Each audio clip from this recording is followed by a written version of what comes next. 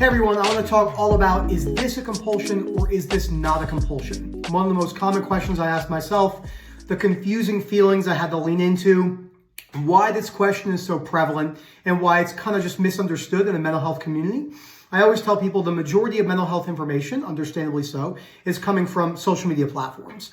And in social media, it's really easy to not understand the full picture of how confusing this particular topic can be, because there's no way to really categorize this in words. Even when you do a good job at it, it's hard because there's so much of an urgency feeling that the sufferer is trying to escape from. Before I go any further, please subscribe, hit that like button, comment down below. Let me know what you think about this. I had a lot of people ask me to do this video recently, so I'm going to jump right into it. The stuff I see, what I had to experience, etc., etc. And if you're interested in our coaching or webinar services, and those webinars are 8:30 p.m. on Tuesdays every single week. As I always say, sometimes we do twice in 1 week if we have like an ROCD part 1 and 2, and we're not doing one on the 4th of July. We think for now, because of the holidays in America. Please email phil@ocdrecovery.com. Again, that is phil@ocdrecovery.com. So when you are going through OCD and anxiety recovery, the nickname of OCD, aka the doubting disorder, will really come into play. You're going to doubt basically everything that has to do with OCD to some degree. Am I doing acceptance properly? Am I forcing it? Am I doing enough exposures? Am I picking up this glass too many times? Am I checking my phone too many times? Am I looking too much on the road if you have hit and run OCD? Am I watching my children for too long as a forced exposure with POCD? That spikes of that kind of like where you're like, oh my God, is this a compulsion? That will be there for an extended period of time as you smooth out the need for needing an answer. And that was really difficult for me because what I did was, as I started to get better from OCD, my primary themes, which were fear, the fear of being stuck for the remainder of my lives, and the body dysmorphia, the fear of being overweight, the fear of not having muscle. This particular fear of something becoming a compulsion really started to rear its head a lot. So the way it reared its head for me, the big ones was, am I checking my phone clock too much? Am I picking up my phone too much? Am I changing my music too frequently? Am I changing it too much? Should I be listening to the rest of the song? Is this low frustration tolerance?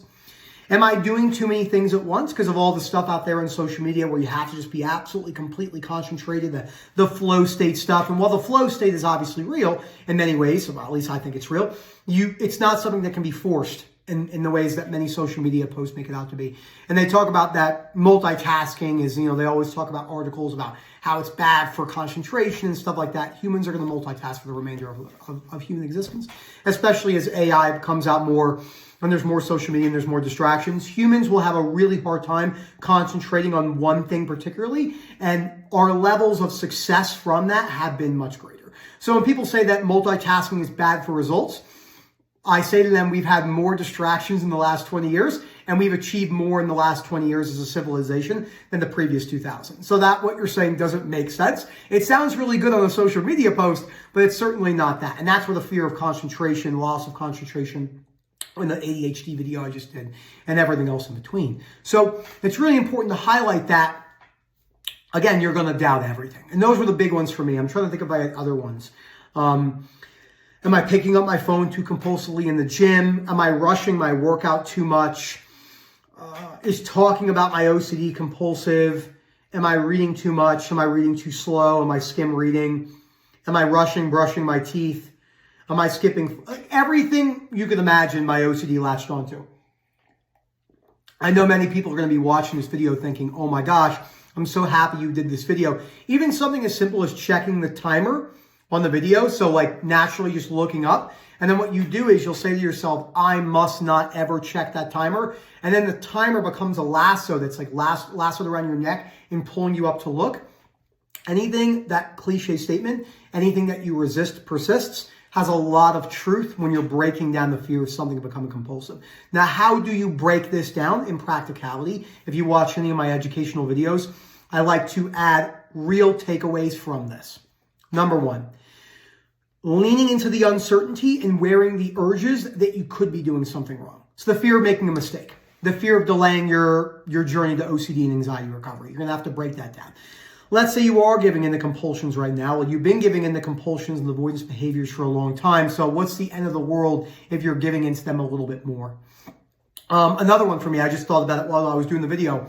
Am I making the video too short? Am I making it too long? Especially in the beginning, like 2-3 years ago when I first started making content. Same thing on the webinar services. Like, am I recovered enough to give this information? Do I really know what I'm doing? So again, it's the constant doubt, but it's not just the doubt. It's the urgency of how it feels in the mind, where you feel like you have to do something, like you have to know right now if you're doing something detrimental to your journey. So I had to lean into all that process. And that's where uncertainty plays a massive part. And then the unconditional acceptance part, we're accepting yourself that you could be making a mistake and you could be giving someone the wrong information and you could be lying to them. You know, you're giving them advice on OCD. Am I recovered? Should I be giving that advice? I see this a lot. Anytime I ask someone to make a video for the YouTube channel, when I think they're the place where they can explain their story well, they sure wouldn't mind me saying it. Marley, one of the recent ones, Marianne, Elliot, a lot of people in the mind, it's just a natural inclination to go, oh my gosh, do I really know this material? Can I be giving information? Is it dangerous? Am I going to hurt someone, et cetera, et cetera?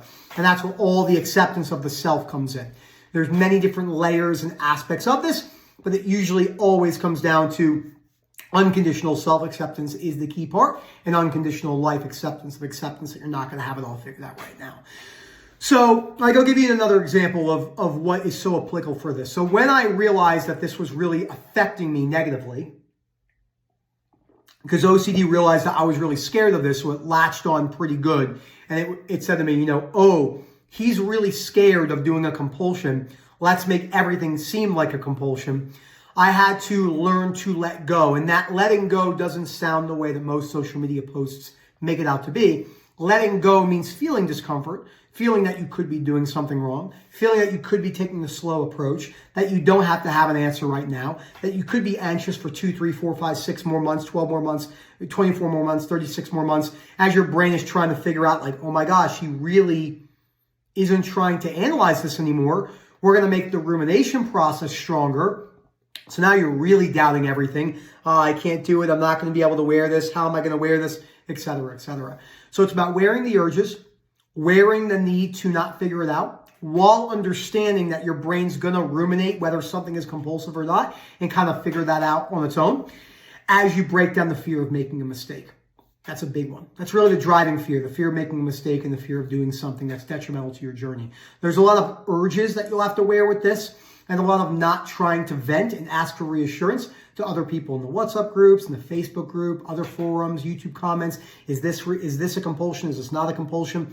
The main thing is this, and I'll pull out, I got some new markers, is that, as I always say in the webinars and coaching services, is OCD sufferers want this nice, clean line in the sand.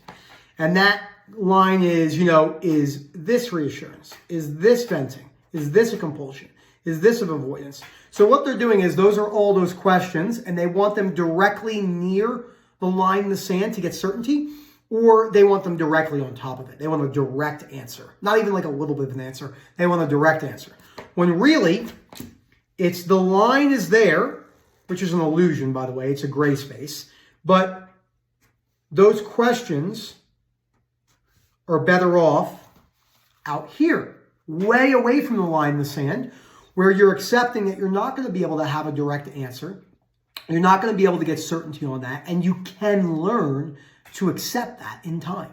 So again, to summarize the video, your brain's, it's the doubting disorder. It's going to doubt everything. You're going to think everything you do is a compulsion. It's going to feel very scary in the mind. You're going to have a lot of intrusive thoughts, images, sensation, urges based around certain behaviors, specifically behaviors, whether they're avoidance behaviors you had in the past, whether they're checking compulsions, taking an approach to where you might remove one at a time and just see how you feel.